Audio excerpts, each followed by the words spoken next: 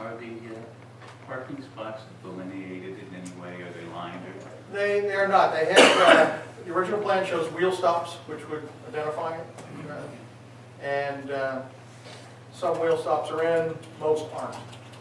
They obviously be put You back in. know, they're wooden?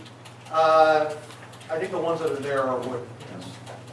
I mean, you could delineate it maybe with some markers or something like that, because I know a lot of people don't like the wheel stops because it gets in the way of snow removal, things like that. It becomes an issue. So maybe there's some other way we could come up with it, or if worse comes to worse, the wheel stops would be good. I have a question. This paper that you gave out, Yes. that you quoted from, where does this actually come from? What is the document? That's from Cox. He's a gentleman that writes critique on zoning. It's really the Bible of zoning in New Jersey. John, that's the book to the. Yeah. What you've been preaching from. The point I was making is that, I'm not debating what the case stands for. My point is that it's a standard for a use variance, and we're not here for use variance. But he's quoting from this document, using it in his testimony. Yeah, that's right. But my point is that they're looked upon as the same thing zoning-wise. And, you know, if they went and saw the zoning officer without maybe that as a reinforcement of his decision would say no, but I think it has precedent that they're the same.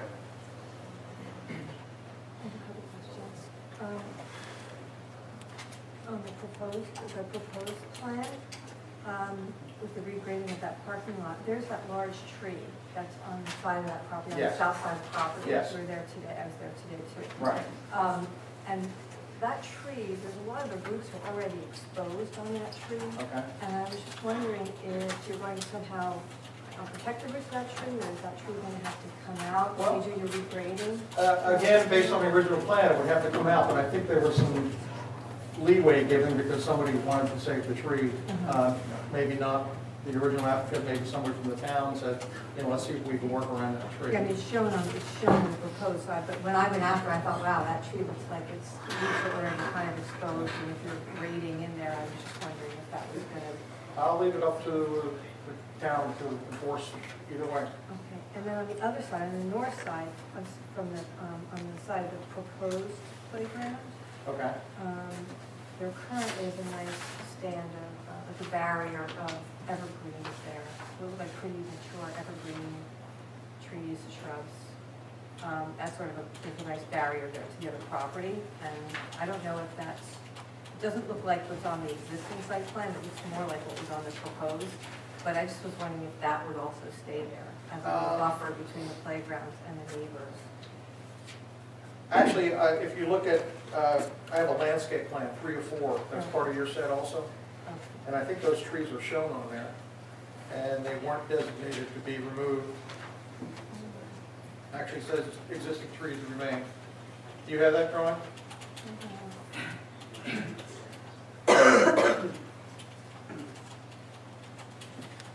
Lighting and landscaping plan.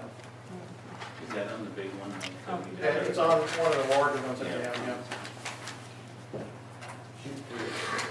Here,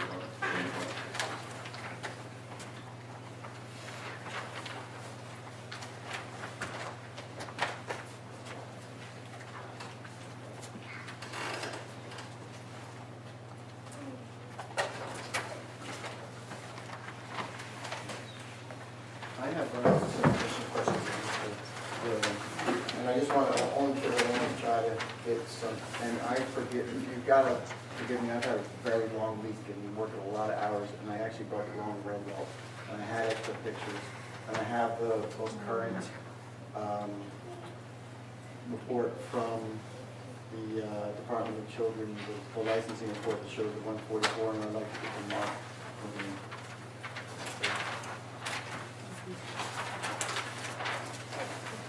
Mark, are we here to address the trees or the, no? I have a question for you, Mark. That was a bifurcated application, so they got their use variance. And They got it. So that was approved for the site. We're not ruling on it. We're ruling on an appeal of Mrs. May's zoning decision. Cut to the chase. Now, does that prohibit them from coming back with to ask for a variance for this? What? No, so, if the applicant is successful this evening, but they required bulk variances, they would have the opportunity to apply for that in a separate proceeding. If the applicant was not successful this evening, they would still have the opportunity to apply to this board for a use variance. So My question. you're not here tonight to grant any To worry about variances. anything but the denial of the zoning permit based on the 2.5 to 13 and 0 to 13, right? Well, Am I misunderstanding? you're not misunderstanding. There's been a number of exhibits introduced into evidence, and one of the things that we're dealing with is the resolution, and what was in the resolution back in '95. I think the applicant's argument is that that was deficient. That's what they were saying.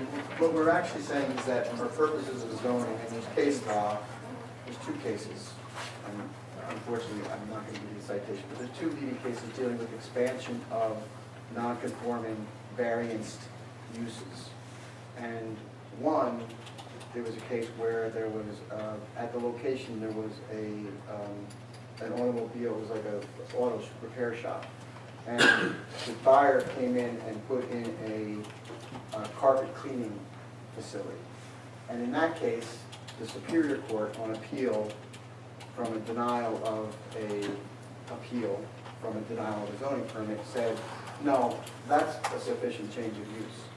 There's another case that deals with a guy who was raising cows, and he decided he wanted to raise horses. And in that case, the Superior Court said, no, that's not really a sufficient change of use. And what we're saying is that the age of children is akin to the horse cow case. And what Mr. Gilligan is saying in his expertise as a planner is, age of children when you're dealing with child care centers makes little difference, if anything, and makes no legal significant difference for zoning. And that's why he cites to the case, which I agree with Mr. Kittrick, it's a variance relief case, but it is instructive. It basically says, look, because the denial was, you're going beyond nursery school, you're going to elementary school. Well, Mr. Gilligan's saying, in his opinion, zoning, that makes no distinction, that's a distinction without a difference. And he's also saying that case law would support that position. But that's the body of the law. There's the three cases. There's the case Mr. Gilligan brought forward, there's the cow, horse case, and then there's the auto dealership slash. Thank you, Mr. Brown. Susan, were you done with what you're done? Okay, we're done up here. Anybody from the public want to say anything or ask? Mr. Patterson, come on up and. The case you're referring to, Mr. Brennan, is the Saddle River case, That's the horse case? Babinski. Hi there, Andrea Patterson, 110 9th Avenue. Can I ask a question of an engineer on structure here? Is this a one-floor facility or a multi-level? Multi-level. Okay, so with multi-level, are you ADA compliant? Do you have an elevator? It has a permit that was issued by Sandy Rates back in 1995. It's been approved by the board that licenses these institutions. I don't know if there's an elevator, to tell you the truth, but But we're not dealing with that tonight. we're not dealing with that. They've got a license to operate in that building.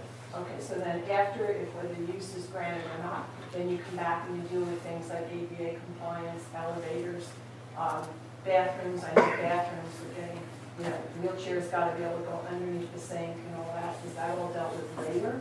So that it comes up? that goes to the building department. So that, it is, but it is multi-level, and currently, there's no way to get, if you had a handicapped child that's to the I second don't know. level. Yes. Yes, there's a handicap access, and No, you there's have a to go handicap Yeah, bathroom. Mark, Mr. Hibbert, you're gonna have to come Okay. forward. No, I was just wondering that, yeah. I don't think these guys know that. There's a handicap access which comes from the street. We put in a sidewalk right next to the flagpole, and there's a handicap bathroom, a fully handicap bathroom, size and access.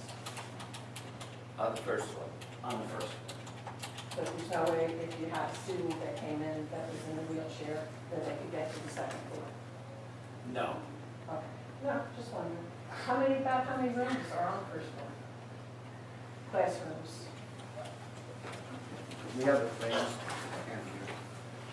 So that's something we can't talk about tonight. We can talk about it, but that's not the minute Yeah, agenda. okay. No, I'm just, you know, I There's, just like use the fine. function. Andrew? Yeah. Here's the.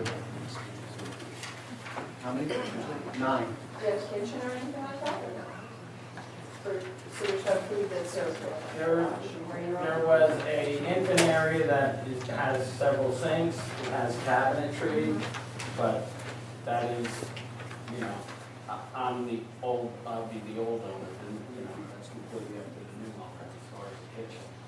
You know, it is installed. My concern was, you know, obviously, you know, on a standpoint of ADA, you know, because I know that there's some other schools where, you know, you suddenly have a child that is incapacitated, having had a kid that had no leg, and getting around, so you know. There's, Okay. the access is there, there, 3 open doors. The other concern is, when I'm listening to the gravel in the parking lot, I know that a lot of, majority of all of our new buildings that Is we this a put in. question? Yeah, this is a question. Always have to have paving, and, you know, so this is not something I guess we deal with tonight, because we're talking about gravel. We're here, you can ask a question. Use, but, yeah. Do you have a question about the Yeah, it would be like, if new buildings, any new buildings or renovation to buildings, any new buildings, renovations to buildings, have to have a gravel? Well, actually, it was approved in '95 to have the gravel. Gravel, Yes. okay, so that gets. And that, we're still grandfathered. running under that same approval. Okay. All right, I guess I'm just a little bit confused as to, you know, what, you're just doing, just like you're just doing the use tonight. Actually, the decision was made that it was not the same as the previous use, Okay. and we're here to appeal that and say that it is the same as the previous use. Falls in the same zoning category. Okay, and then afterwards, then mandates for such issues such as parking spaces, the number, the size, No. and paving, that never gets addressed. Not today. It doesn't. That was the applicant at 5. Is the applicant, Oh, okay. the applicant is not indicating they're making alterations to the site plan, correct? That's right. We're not making alterations, no. If there's something that doesn't conform to the existing one, then Okay. All right, thank you. Just say Yes, one go more ahead. thing about the tree. As you come in the driveway, well, just real quick, you know, because I'm sure there's a question that. There was a tree, and it was brought up that it would be a problem with the firemen. And what it came out was they could use the aerial, and it wouldn't be a problem to leave the tree. So what that did is eliminated the parking spot. Amen. Mr. Gilligan, We, I just have a quick question. Will there be a voice? You have to come up, be- you have to come up. there will be. All right. Because we have to be able to pick it up on the microphone. Gotcha. Thank you. Say your name, please. Sharon Batto, 1719 Beverly. Is there going to be a voice of the public before the vote? Because I do not have a direct question for this witness. Thank you. If I could just continue. I want to you get have more for Mr. Gillis? Yes, I do. Mr. Gilligan, did you have an opportunity to get a Google Earth map or photo of the satellite photo of the site? yes, I did. And is that marked as A15? It is. Okay, if I could just pass it along. And I have an omitted question for Lisa Viola. I just want to get the exhibits straight. You have it? Okay, John, you have that's that. A15 is the photo. Okay, but just be The last one was the letter from the state which indicated occupancy of the No. The last one was the site, the web page talking about A14. 5 minutes ago, you found something that told us it was a long week. And I did, but I didn't put it in yet. That's gonna be A16. Let's make that 8:15. You wanna make this Because A15? you already talked about it, let's make that 8:15. All right. John, I'm sorry, can I hold that back for a second?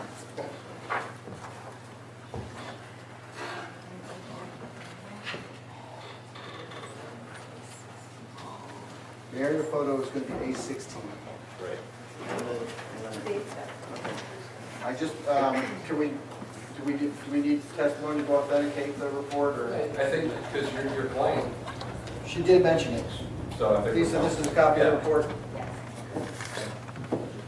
We covered it.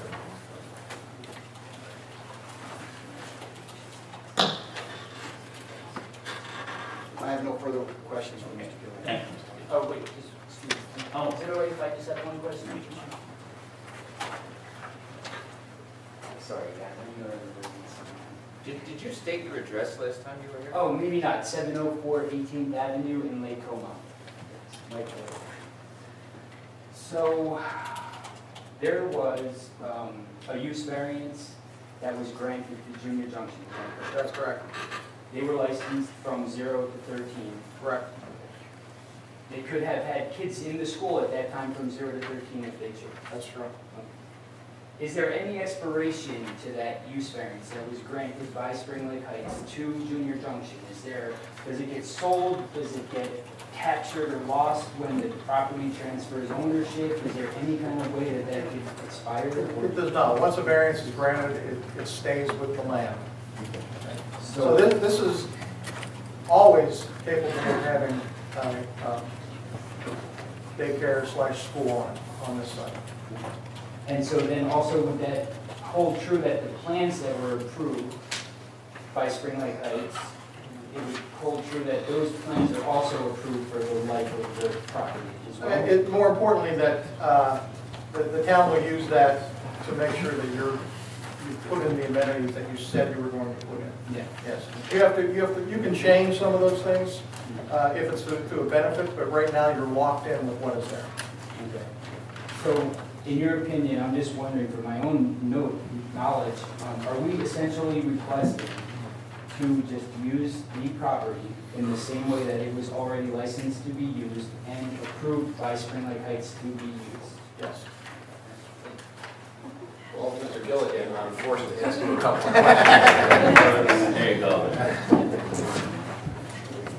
You got the license was granted from the state, correct?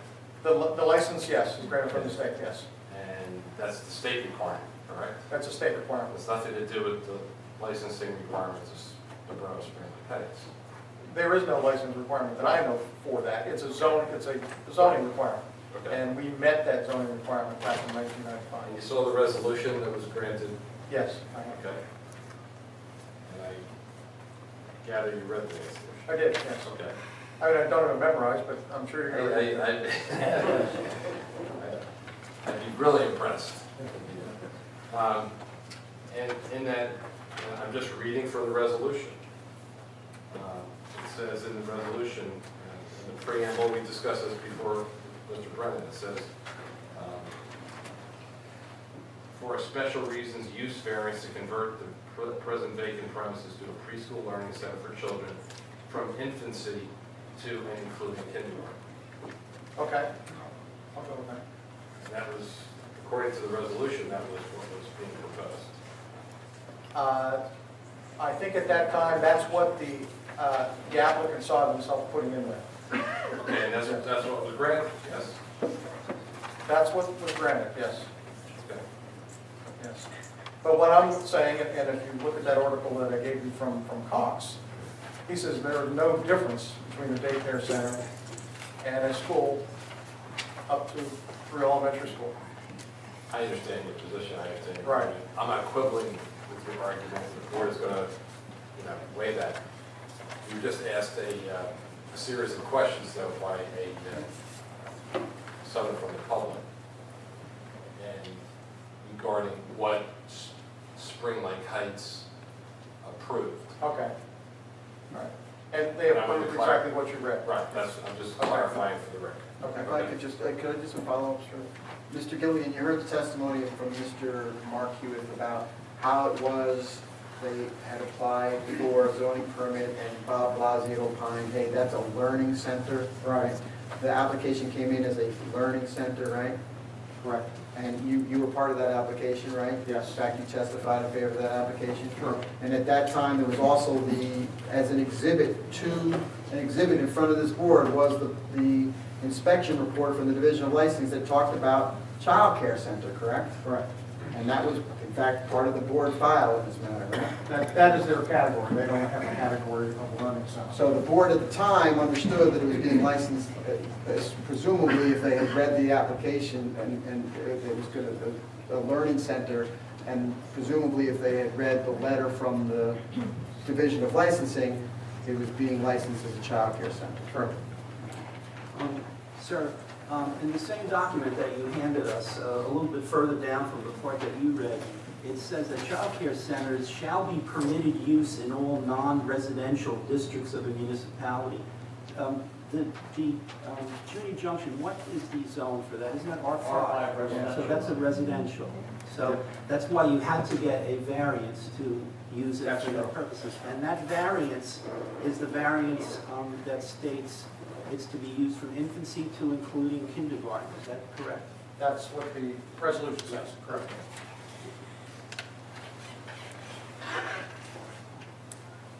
You have a question for Mr. Gilligan? No, I was just going No, to add then on. you have to hold off on that. Mr. Gilligan, thank you very much, and we're going to move this meeting along. I know battle fatigue is That's my starting to last set in. witness. Okay, Mr. Brennan, who else do you have? That's it? I ask Mr. Gilligan a question. Okay. Mark, when we filed for this, it was light industrial. It wasn't residential. What's that, LI? I think the application indicates it was R5. The application at the time indicated that it was R5, it's still R5.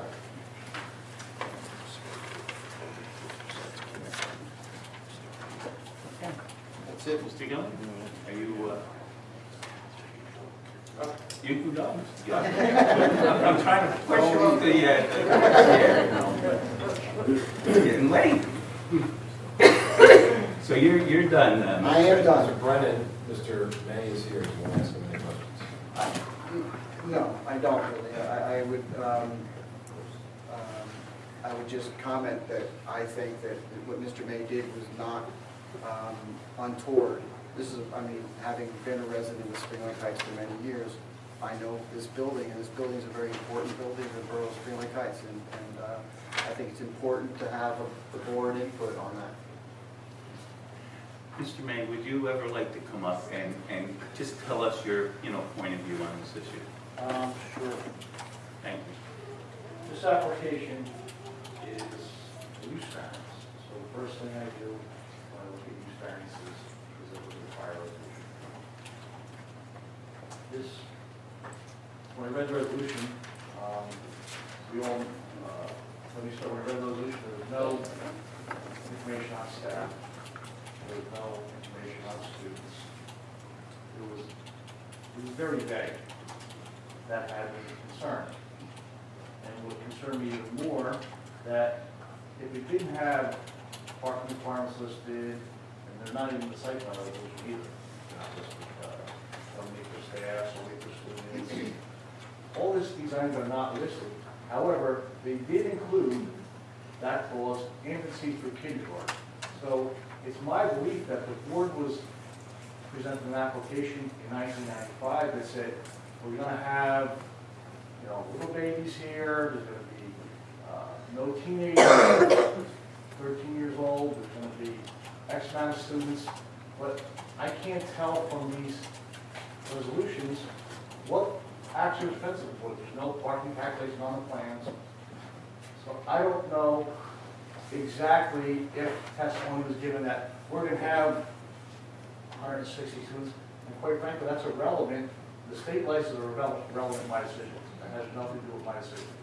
These are the standing rates of CO. That was done in August, 5 months after the approval. His CO calculation, if you look at that, so that's not relevant there. My concern is that the use is consistent with what the board approved in 1995. That's all I can look at. So, based on those reasons, I denied the application. And I had indicated that you should just go for a board of adjustment. If they feel it's a very consistent use, then they shouldn't have a problem getting site plan approval. And the use variance associated with that approval. I just want to ask Mr. May something. Now, the testimony that you heard tonight, has your thinking stayed the same? Has it changed some? Yes. Stayed the same. Everyone's talking about state license. There isn't a mention of the state license in the resolution. They can say it will be in accordance with the state license. How come? Do we know that that was presented? I don't know that. Everyone talks about the CO, the number of students. I don't know that that's irrelevant in this discussion. So some of these items which we focused on did not come into my zoning opinion. My zoning opinion is based on the prior use variance and what I believe, from my experience, of what testimony was most likely given to the board. The reason they gave a use variance in a residential zone to a school was for a daycare center, not a elementary school, which this is essentially an elementary school, based on the ages. You're sort of dealing from a position of a lack of information, though, right? Because you don't know what was said in 95. You didn't see the meeting? No, I don't know what was said in 95, and what concerns me was, if it's so vague on everything, then why did they include the infancy through kindergarten clause in the resolution? And that's a good question, but there's no answer. Well, we included infancy through kindergarten. That seemed to be important enough to get the resolution, but staffing didn't, number of students didn't, number of parking spaces, are you allowed to park on the street? And obviously, another concern that was brought up was that it was turned to a one-way street, because obviously the site plan didn't work, and they got complaints to the residents because they wouldn't have changed it to one-way during the function of the school. Wait, they got complaints? So they got resident complaints, so obviously they had to do something, and that it was reverted back to the school ban at some time. And these are just items which are coming to light tonight. So I definitely think it's even more important that the board looks at the application, and if they grant it, that's great, but then just look at revisiting the one-way street, or the parking requirements, or the busing requirements, or the scheduling. Scheduling, as was discussed, was from 6 a.m. till 6 p.m. all over the board. Does this school have those same hours? I'm not sure. I don't know that. They have morning hours, noon hours? I'm not sure. So it was difficult, and as a zoning officer, to doubt is to deny, because the board is the person that the folks that make these decisions, not in the ultimate of the resolution. Mr. Kitcher? Yeah, just briefly, now, you reviewed this submission when it came in your capacity as zoning, Correct. And you're also the borough engineer? Correct. And there's been discussion about certificate of occupancy. What's the certificate of occupancy? That's What is that a based simple equation that's based on square footage of the building. And as I stated earlier, that CO was granted in August. The approval was in April 27th. So the board didn't know what the certificate of occupancy number was when they approved that, so how can I use that as a supporting case for the resolution? They didn't even have the information at the time. If I could just, I think the purpose of the CO is to demonstrate that there's not going to be an increase in intensity of the use. Getting to the question of the case law with respect to whether or not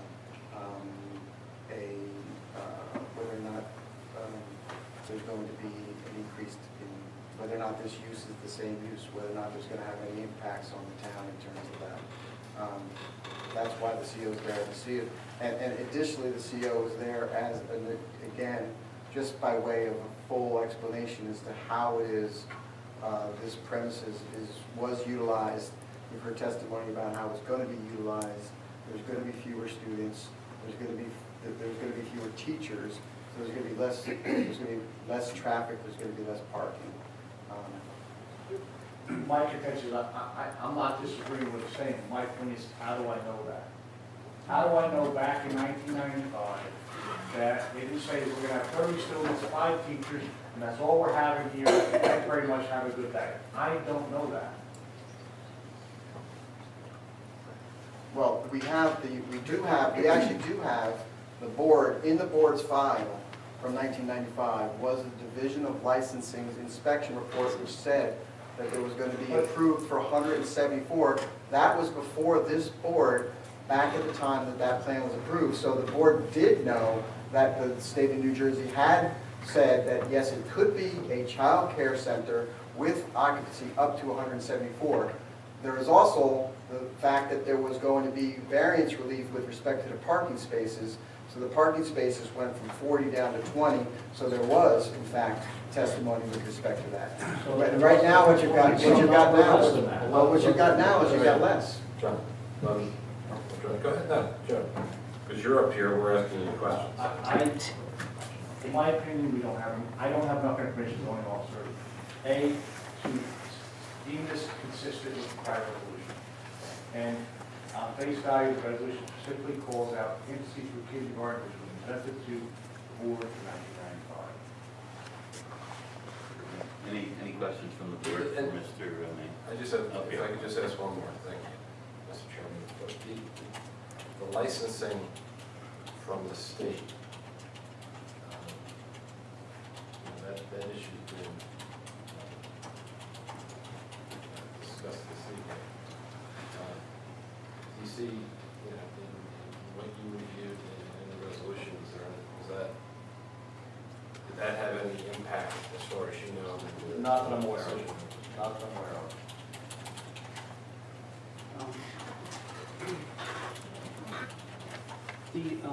I happen to have been employed by the Department of Children and Families and worked closely on occasion with the Department of Licensing. And they have a formula. It's their formula of what's safe to have that amount of kids in there. And that's basically it. It's theirs. It's not anybody else's. It's not. It may not coincide with what the CO says exactly. It's their formula, and they do it to ensure safety. They don't want overcrowded facilities. Anyone else on board? Quick comment, if I could. Go ahead. So in your opinion, the application was lacking a lot of detail you needed for you to make a positive In my opinion, assessment. I was able to support my concern of approving an elementary school. That's what it appears to me, this is an elementary school. In a place that had a daycare center. Okay, thanks. Is there anyone from the public that would ask a question of Mr. May?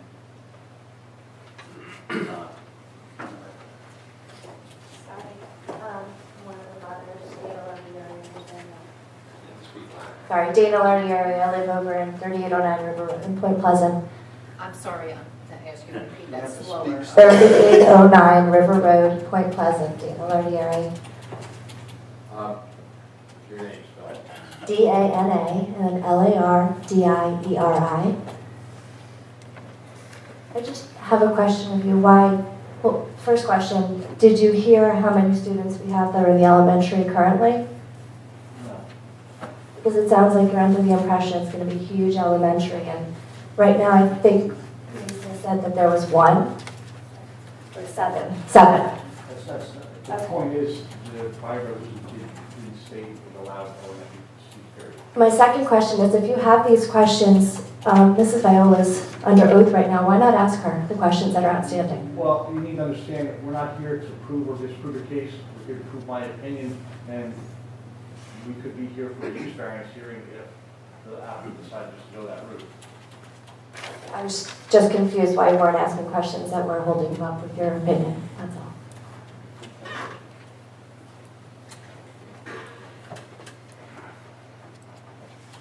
Mr. Viola? Well, come on up. You know the deal. Don't be shy. And again, I don't have knowledge in a lot of this area, so I'm just wondering, when a use variance is granted and the building gets inspected for that use, right? It's granted a CO and it says use for that CO. That's irrelevant under the zoning decision. This CO was done wrong. If someone came to this board, asked for to use this building for this specific use, and gave testimony, we're going to have X number of students, Y number of staff. Okay, those and our kids are making A to Z. All right, here's my question. And when you earlier stated that, Mr. Gilligan, that you have an approval, that is the same approval, I disagree. They have an approval for infancy to kindergarten. And Mr. Kittredge asked Mr. Gilligan the same question after, and then he clarified his statement. I believe that yes, indeed, the approval was for infancy for kindergarten, not the same approval that you're seeking. Okay, I think my question better stated would be, so there's a use group, I believe, I saw on a piece of paper. Is that true? Is there such thing as a use Yes, there group? is, but that was never, that's not even part of the zoning discussion. That is something from the building department, it's a building acronym. Well, That is I not, just have- that has nothing to do with the zoning hearing. It didn't take any part in your decision, what the use Absolutely group not. was?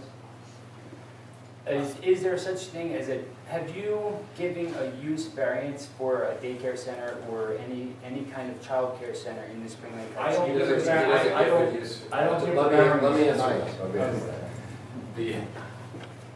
This board here is the only one that has the ability Okay. to grant a use. So if somebody comes before Mr. May, submits an application, Mr. May, if he believes it requires a use variance, Okay. All right, great. Thank you very much. Appreciate it. Anyone else for Mr. Mann? Mr. May, by any chance, did you have an opportunity to review the law about whether or not a horse farmer going to a cow farm? No. And did, by any chance, I'm just wondering, because that's one of the things we're relying on, and I have to ask that question.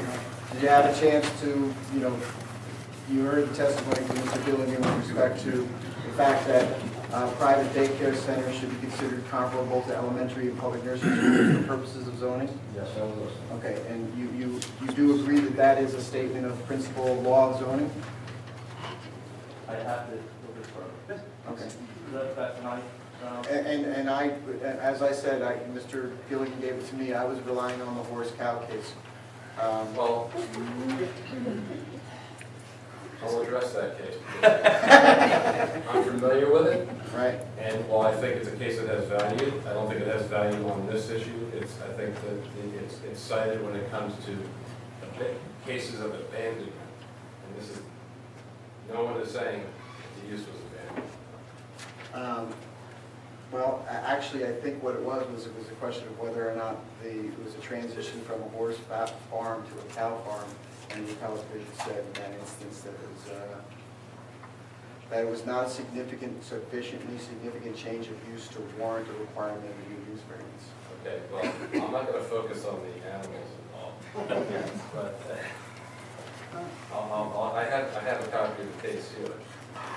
And it is frequently said that abandonment of non-conforming use depends on the occurrence of two factors. One, the intention of abandonment, and two, some overt act or some failure to act which carries a sufficient implication that the owner either claims or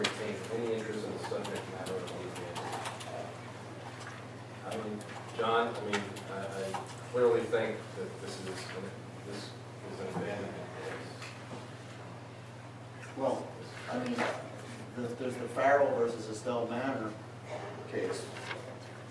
It clearly states that that was a law division reported variance has been granted to a use property for a residential evaluation and treatment center under contract with the Division of Youth and Family Services. The property was used for a number of years, but then was terminated. They then went to the State Department of Corrections to use it as a residential treatment for teenage boys. The Board of Adjustment found that the failure to use the property in accordance with the first variance in excess of a year, coupled with the owner's attempt to sell the property, constituted abandonment. That went up to the Superior Court, and they said no. In fact, what they said, what Mr. Gilligan said, which is it runs with the land, and that is not an abandonment. And so, in other words, the fact that it has not been utilized, the fact that it was even attempted to be sold for another property, is not abandonment. Okay, so I think you're really straying from what you're here for. No one is saying that that the use was abandoned. Okay. There's been no contention about that. All right. Well, I thought you said you thought it was an abandonment case. I misunderstood. You said the other case was abandoned. Yes. Okay, fine. I'm going to respectfully disagree to agree to disagree, and that's As you may. I have a question for Mr. May. Mr. May, Mr. Brennan just read you something from this paper that had been handed out earlier, and it said it was held that private daycare centers should be considered comparable to elementary or public nursery schools for the purposes of zoning. And then he stopped, but he didn't read the rest of the sentence. And the rest of the sentence says, and that the denial of a requested variance was arbitrary and capricious. Did you deny him a variance? You don't even have anything to do with variance. That's correct. Correct. So there has been no application for a variance. I recommend that. Right. And at that point in time, then this could become an issue. But it doesn't seem like it fits right now and what we're doing at the moment. In my denial case, would have dealt with use variance and site plan approval. But why would we need it if it's already been granted to? It doesn't work that way. Anyone else? You have a lawyer here. I'll make the argument. My other thing is, do they want a horse or a cow? I'd like to get some clarification on something. Mr. Hewitt, when you presented to the board for your original use variance, this is the license you presented?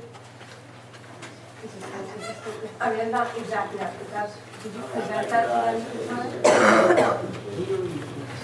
That is, okay. So, if you We presented didn't a have license. that when they initially applied. We had to retreat. So that you recorded. We had to have that retreat. Did you give something to the board at the time that stated that your license was for ages 0 to 13 years old? Do you recall?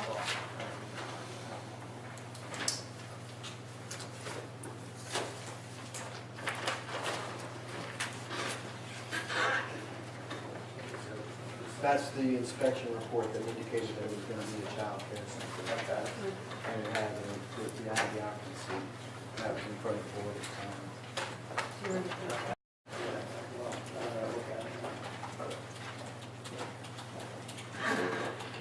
Under 74,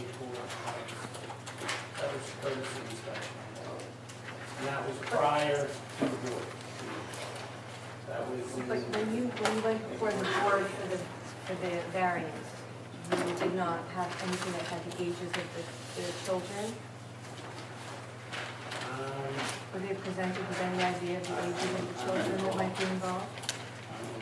I just have what we have here, which is the numbers and the inspection. The main part for the inspection is the infant area at the time, which, I mean, the sheetrock has to be like 5 inches thick and brick walls. It's very intense. And that's what our initial concern was, can we do the infant area? And we couldn't, and we made it into it. Good, thank you. Any other? All right, I just have one question, Viola's, what is the hours? Stop. Mark. That's a very good question, actually, and we did not get into it. It was raised by Mr. May in his comments, and I think the lady who came up from Point Pleasant made a good point, why wasn't asked, and I should have asked it, and I'll ask it now. What are going to be the hours of the... You're gonna, if I could, I don't mean to, come on up. all I was indicating was you did. I know, thanks so much. Mrs. Viola, what are the hours of, what are the present hours of Monmouth Montessori? 9 to 3:30. Okay. And what are the hours planning, assuming you were able to locate at the Junior Junction site, what would be the hours? 3:30. Okay, so the children would be getting retrieved prior to the rush hour, prior to the previous 6 o'clock time. That was the ending time for Junior Junction, correct? Yes. Okay. Do you think that that's going to have a salutary impact with respect to the intensity of use? Do you know what I'm saying? Shall I rephrase? Is that going to assist in the? Is that going to decrease the intensity of use? In your opinion? You know what? I'll ask Mr. Gilligan. That's fine. Mr. At all, do you think that might have on the intensity of this use? I would think that it had less impact, because at 3:30, when everything is discharged, is not interfering with the rush hour traffic. Okay. And Junior Junction did have that potential to be in the midst of the rush hour. Okay, now, with respect to, you had mentioned something previously in our previous conference about the strollers drop-offs. Do you remember that, your comments about that? That Junior Junction had young children, right? Yes. And that required there to be a certain activity by the parents, right? The parents would probably have to park and momentarily park and take their kids in strollers if they're, under 2.5 years old. Well, this will have a little bit of an older kid, more ambulatory, and I think it would move faster for them getting into the school and getting back out. And do you think that has a increase or decrease effect on? That would be a decrease. There would be lingering parents taking their kids into school.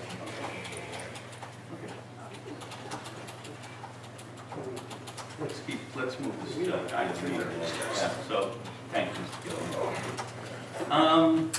I guess we're going to open this up to the voice of the public, and so many of you are here, you're listening. If you have anything to say or one way or the other about the application, this would be the time. So if you raise your hand, come up to the microphone.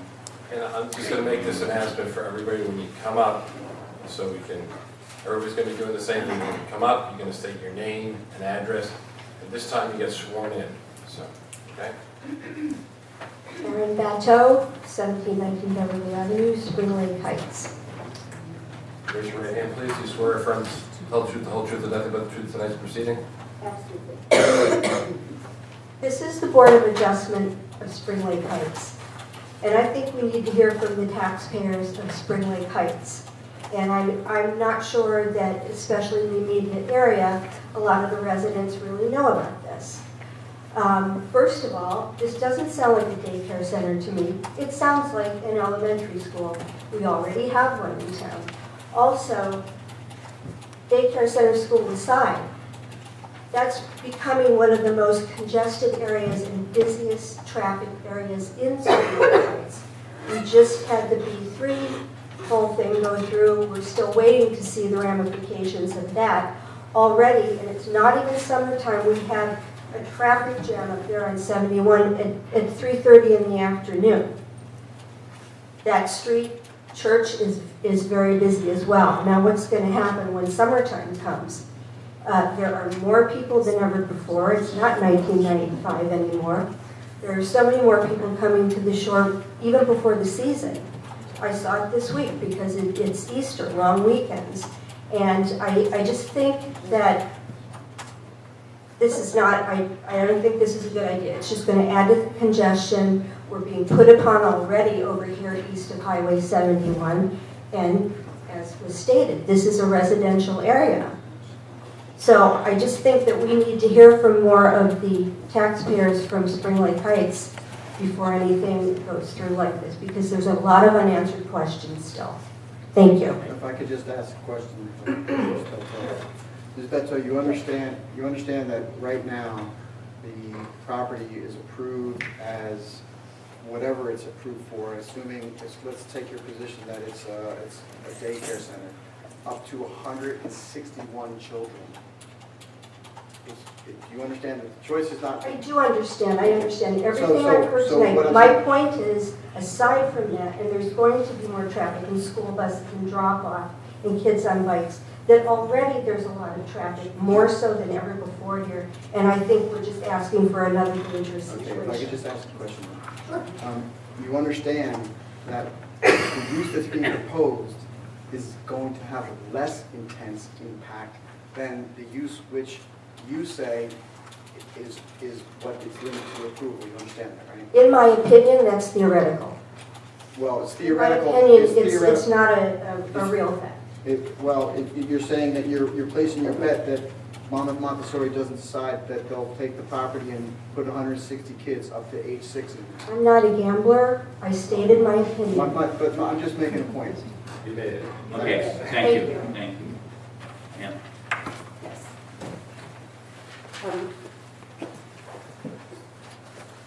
My name is Kathy Hewitt, and my husband Chris and I were partners with Correction and Mark for years at Junior Junction.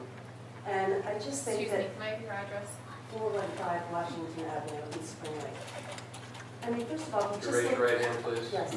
Once again, when you come up, you're gonna tell us your name, your address, you're gonna raise your right hand, we're gonna swear you in. Do you swear or affirm to tell the truth, the whole truth, and nothing but the truth tonight proceeding? Yes. Thank you.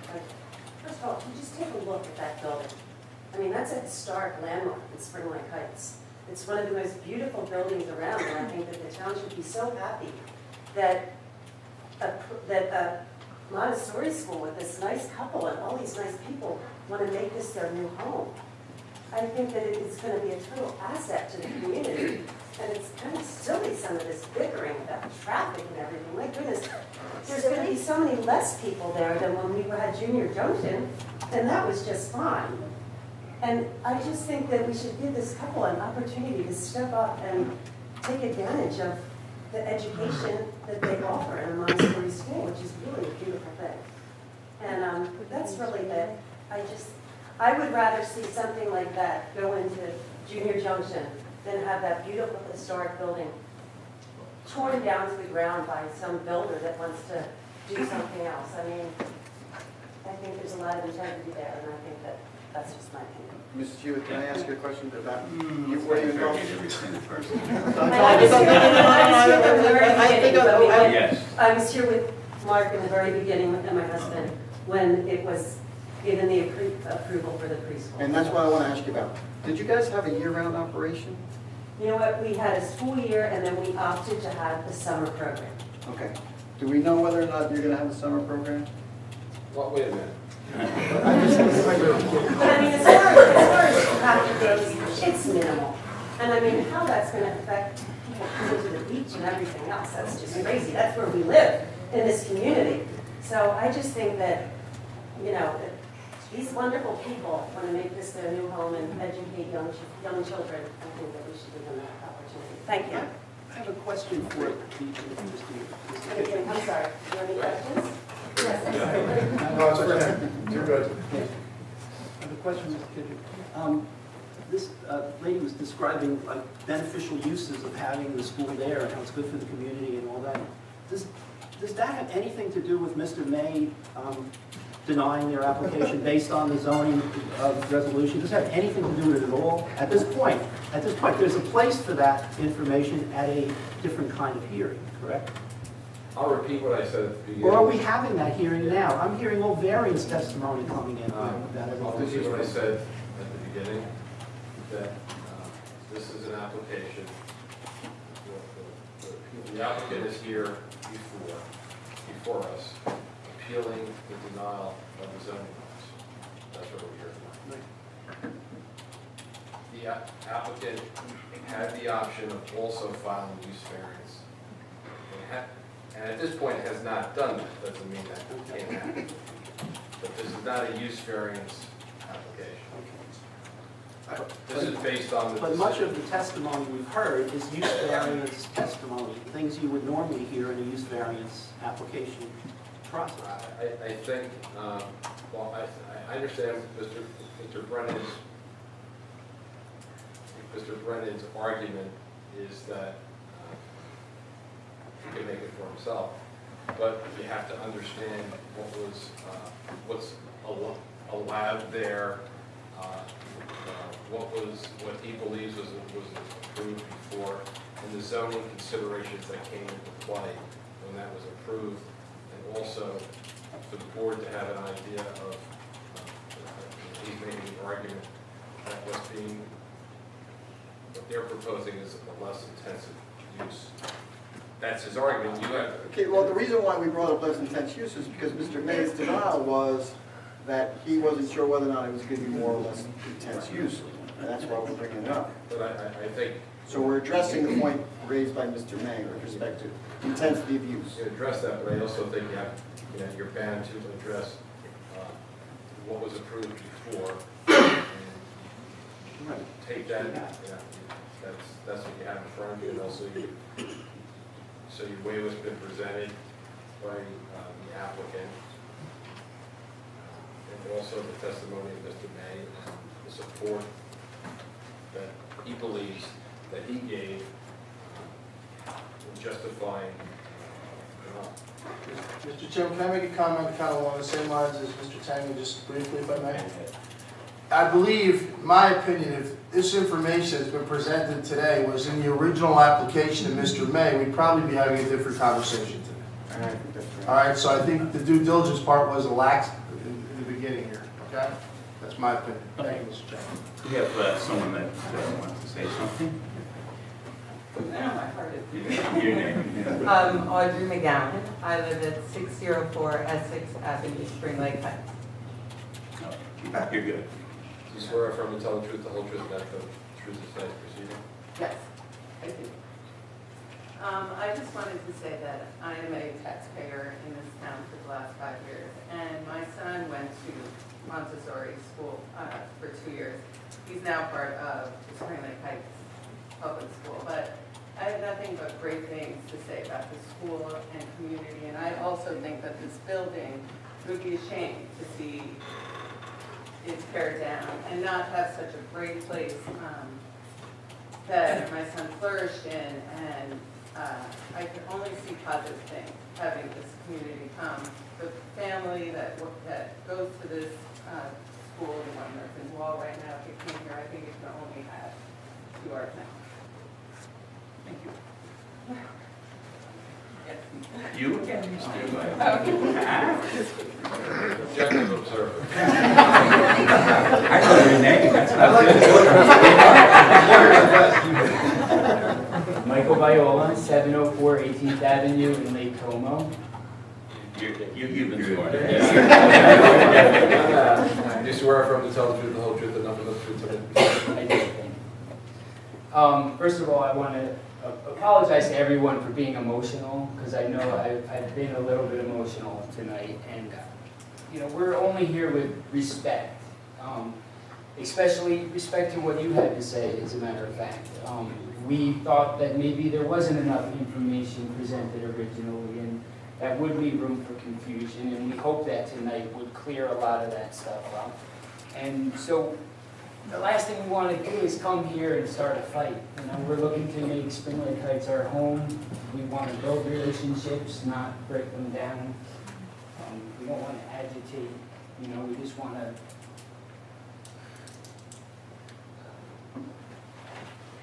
place to bring all these people who are raising such beautiful children, wonderful families. I personally love the building. I think the architectural, historical value is amazing. We feel so blessed to even be this close to making it a reality. And so we just appreciate your time tonight. We know you're all here as volunteers, so thank you for that. And I thank everybody who came out tonight to show support and just show you guys how much we really care about what we're doing, and thank you for your consideration in this matter.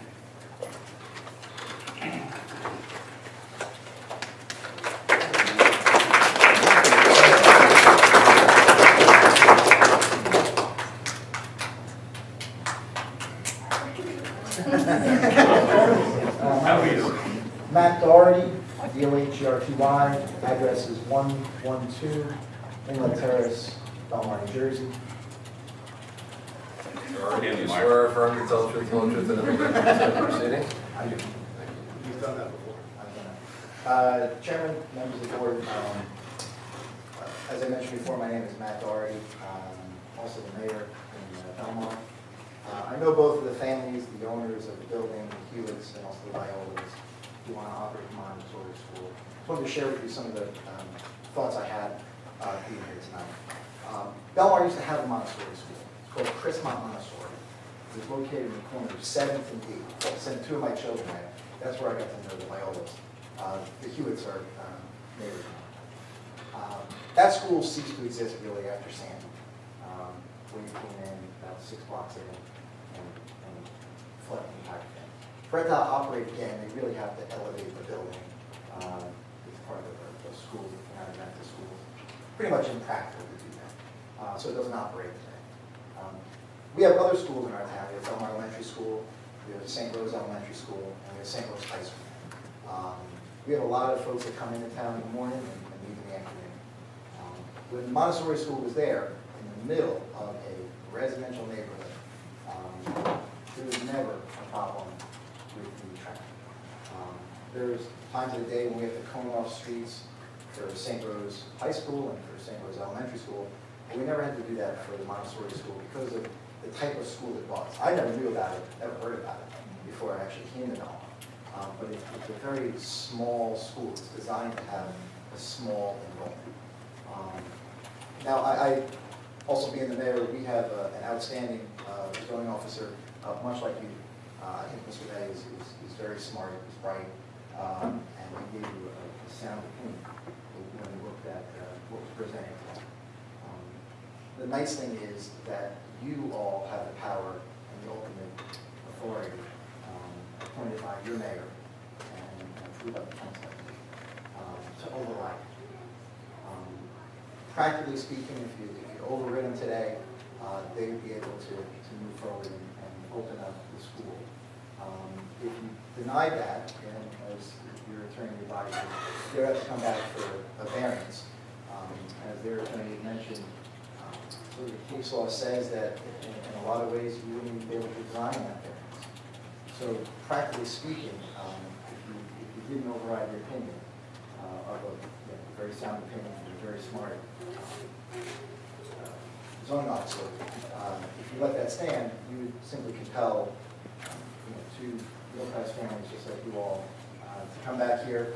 I'm sure that Mr. Brennan wouldn't mind coming back to get a little bit more compensation for being here, doesn't do this pro bono. But really, what would it accomplish? So again, I know some folks were a little emotional before. I don't think it's disparaging at all on your zoning officer if you override his opinion tonight, and it sort of moves the ball forward and puts a school in place that. Well, I understand what Mr. Brennan's trying with the cows and the horses. I think practically speaking, it seems like the human thing to do to move forward. Thank you very much. If I may, I appreciate Mr. Doherty's comments. Just for the record, I don't know that you'd be compelled to grant the use variance with All I was referencing was Mr. Brennan's case law that he presented, Right. which again has nothing to do with. That's a separate application. Right. If an application was brought before the board, then that would be more argued. But I think the point he's trying to make is you're here tonight, and again, it shouldn't be disparaging for your zoning board officer for you to override his opinion in this matter. But it does seem, practically speaking, very good. Thank you. Anyone else then?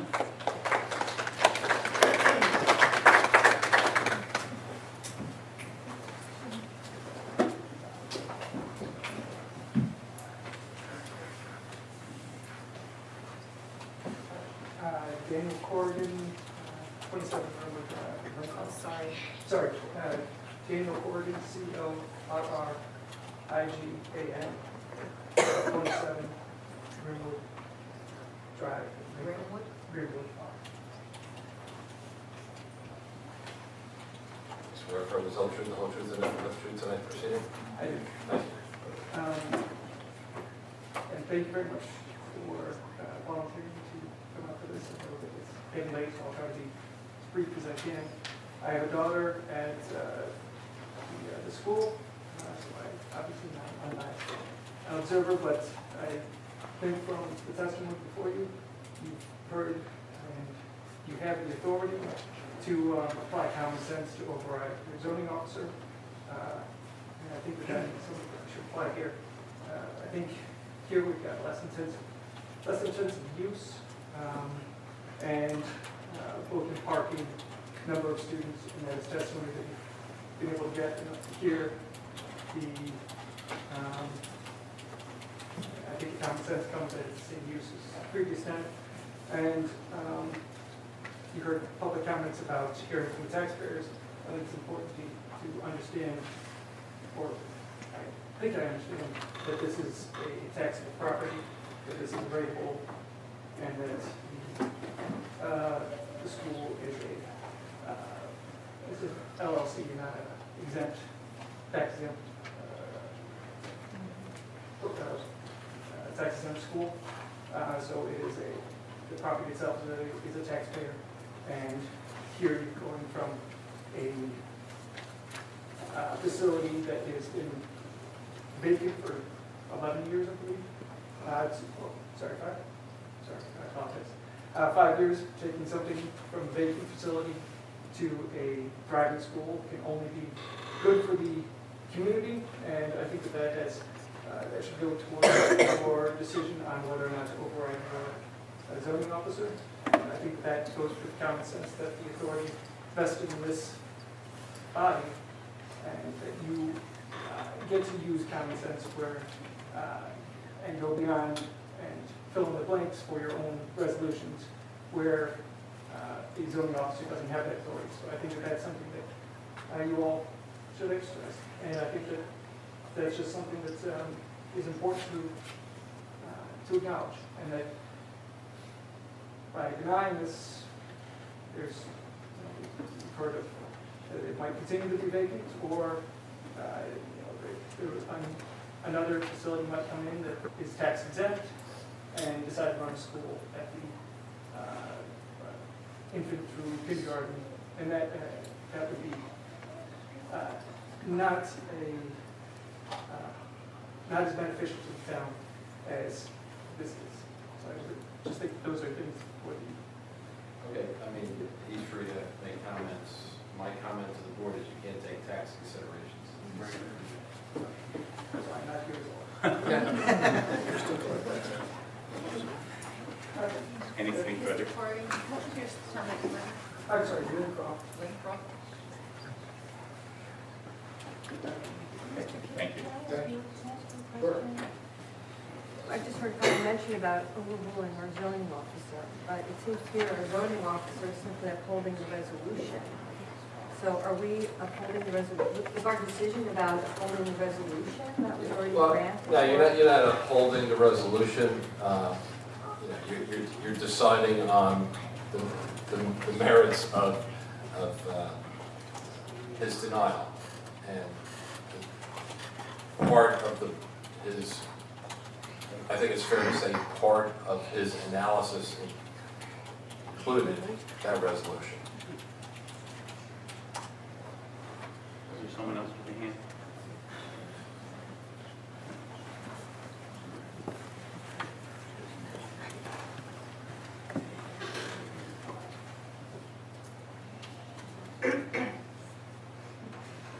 Michelle Farfel, 3106 O'Leary Road, Wall Township. I'm sorry, can you spell your last name? Farfel. You swear to affirm to tell the truth, the whole truth, and nothing but the truth tonight proceeding?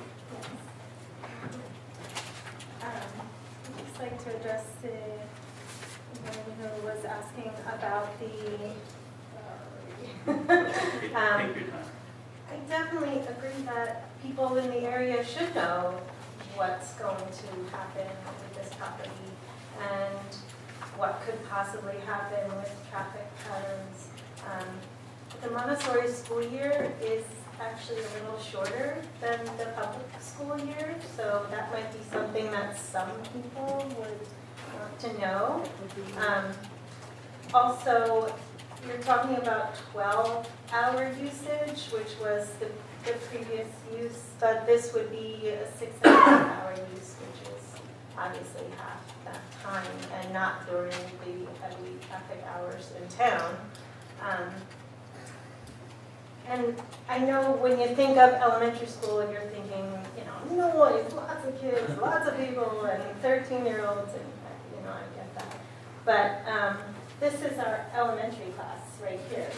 There's currently 7 students, and I believe the class will go up to 15, and they are obviously quiet, kind, respectful children, and that, as someone else had mentioned, the Montessori curriculum is built around kindness and respect.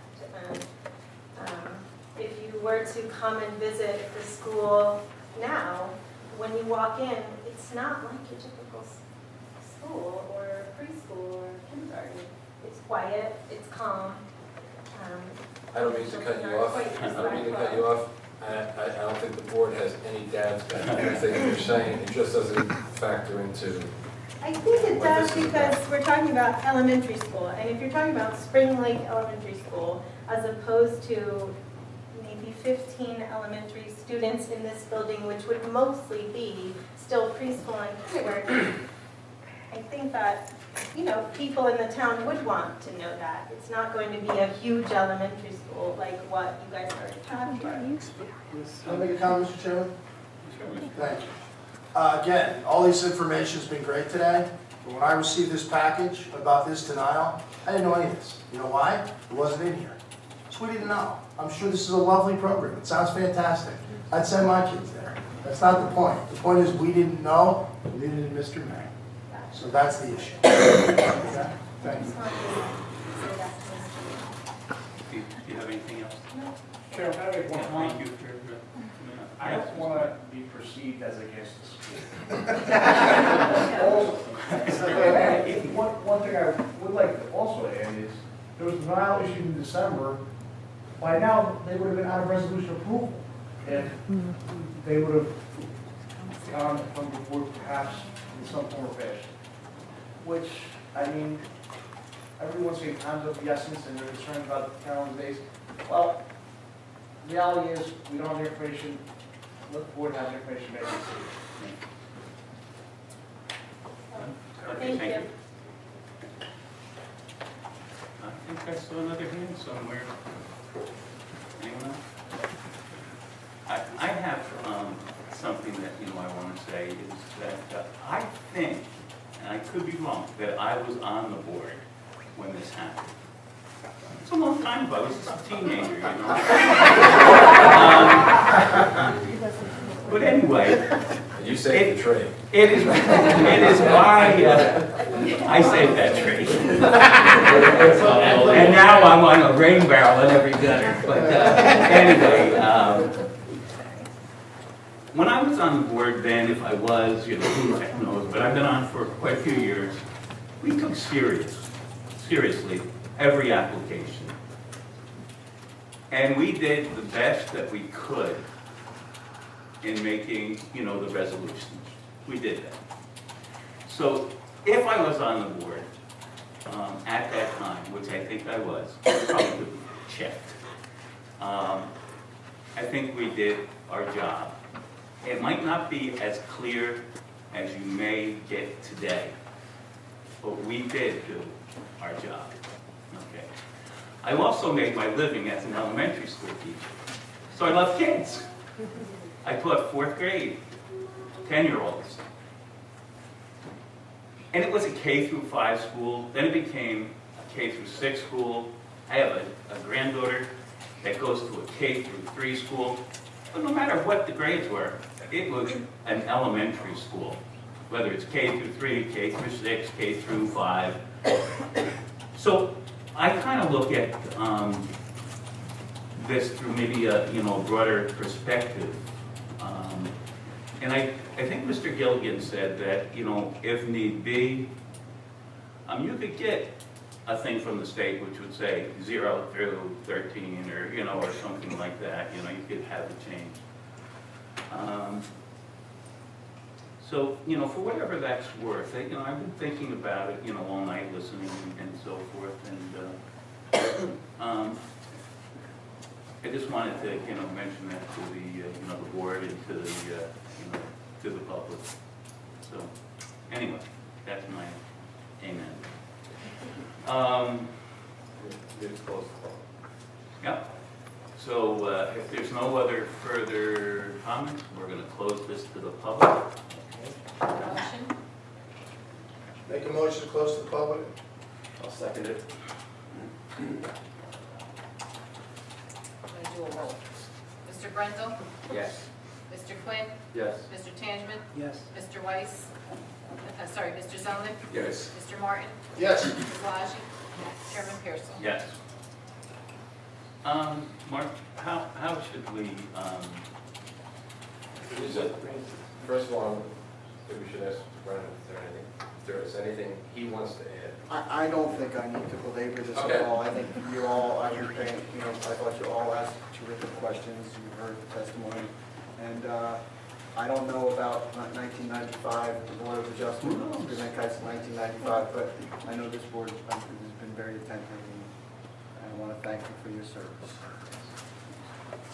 okay, So, this is a time where does someone make a motion? someone makes a motion. Wow. Okay, so, well, it depends on what the motion is.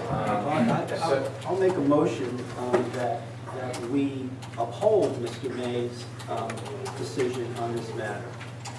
And if anybody wants to, so a yes vote means to uphold and a no vote means to overturn. Does anybody want to second that? May I ask a question? Is there anything that precludes us from saying, for now, we're going to uphold this, but we give them the chance to come in and refile, There is something that give more precludes detail that. into what is? Yeah, well, I think we had a discussion before the applicant. The applicant has various rights. We just thought that hypothetically, if they had needed bulk variance, so any type of variance approval, whether it's bulk or use, they have to go to the attorney court. Any decision tonight doesn't preclude that. That being said, I think your consideration is what's before you tonight. You're not, that's only what is before you tonight, not any consideration for anything that may or may not happen. Okay, thank you, John. So I make a motion that we uphold Mr. May's decision on this matter. I'll This is second. not. Acceptable.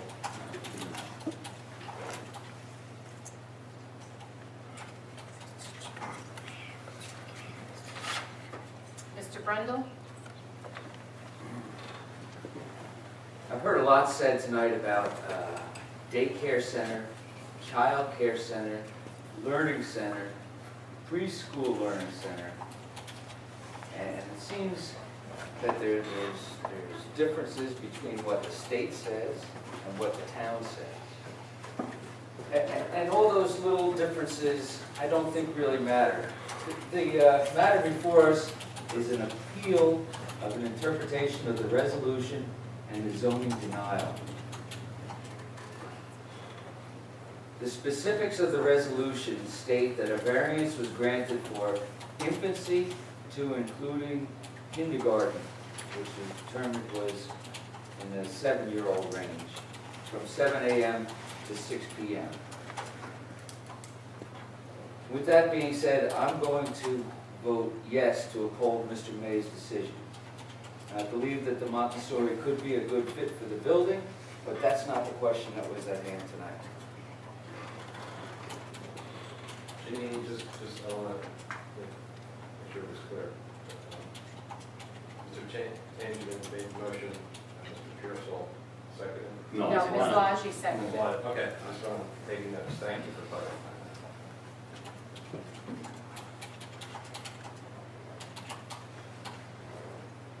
Mr. Quinn? As I've been sitting here tonight, I've gone back and forth between yes, no, yes, no, yes, no. I think that Joe made an educated decision based upon the information that he had. I heard a lot tonight, and I think, first of all, I'm going to vote no against the motion, because I think that although Joe followed what I probably would have done, what I've heard tonight says to me that the school would be a good fit within Spring Lake Heights. I think that from what I heard, it would not be detrimental to the town in any way. So I'm going to vote no. Mr. Tangeman? I'm going to vote yes.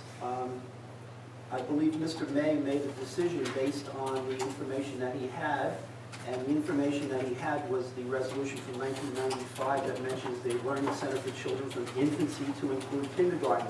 He mentioned this, and it's true, it's one of the few specific things in this resolution. So somebody there must have been thinking that that was what it should be approved for. But that doesn't mean there's not going to be a Montessori school. You can come back and file another application for a variance, which is what he recommended, and which, if it had been done, we might have already heard that at this point.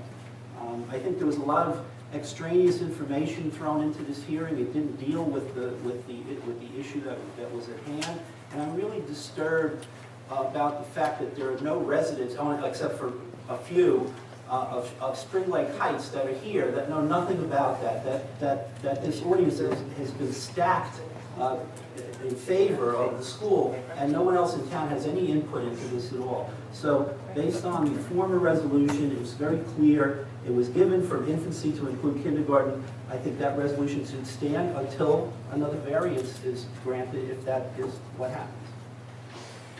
Mr. Tillman? I'm going to vote yes to support Mr. May's decision. It's a tough vote. I think this school would be a great addition to the town. We don't have enough information now, and what Mr. Tangeman said, there's no voice of the public from the neighbors. One woman who was a neighbor came up. I guess it doesn't have to be posted, and it's really not fair to the people that live near it. They should get a say in it, I think. Mr. Martin? This is a tough one. And from looking at the property and hearing what it is you're trying to do with the Montessori school, I can't imagine anything but a Montessori school going there, okay? But that being said, you gotta do it right. You gotta come in with the zoning officer, and you gotta work it properly and make sure you handle things the right way. So I'm gonna vote yes, and I really encourage you to come in and do the proper paperwork and come in front of us again so we could vote and approve on this Montessori school, because I think it sounds like a great fit for this property. Ms. Lodge? I'm also going to vote yes. I agree with everything other people have said here. It's a great building. I would love to see it used as a school again. I think it would be a great fit for the town. But what's really before us is about upholding the superintendent's decision, which was based on what was written in the resolution, which is very specific in my mind of, infancy to kindergarten. And so there's not much detail in here. And to me, that is so specific, to me, says what the intention of that original board was. And I think that Mr. May is just resolution, it's not the spirit of, of the law. We should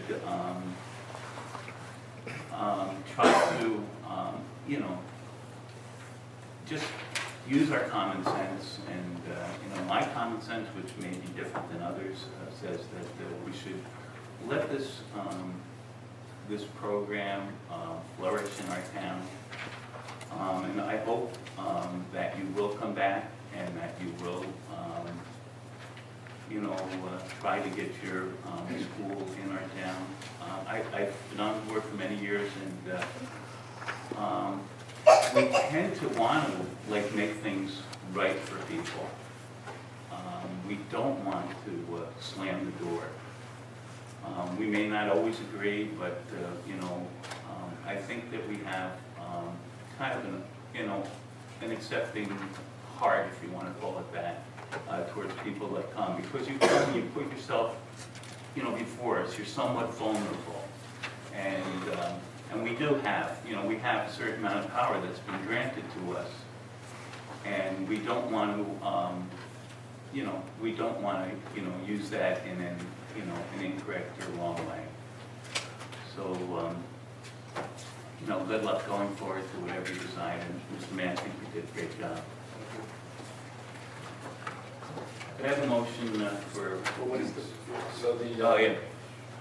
So our vote was 5 yes, 2 no. And Mr. May's decision is upheld. So let's have a motion I here. just need, I need my exhibits back for the photo and Could we have a motion They're to marked end as the meeting? exhibits, John, I need them. Somebody. Make a motion that we close the meeting.